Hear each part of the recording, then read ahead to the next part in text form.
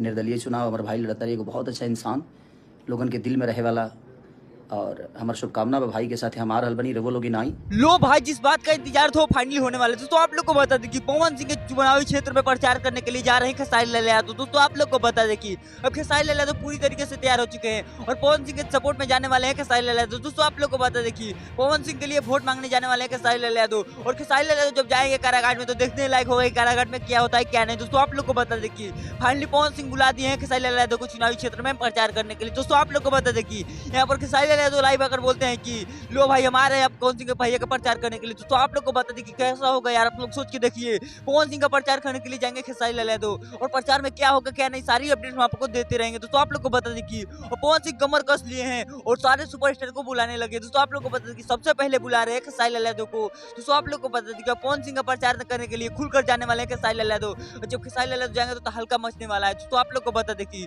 जिस तरीके से खेसारी लाल यादव लाइव आकर बोल रहे हैं कि पवन भैया के लिए प्रचार करने के लिए जाने वाले हैं। दोस्तों आप लोग को बता दें कि देखने लायक होगा क्या होता है क्या नहीं।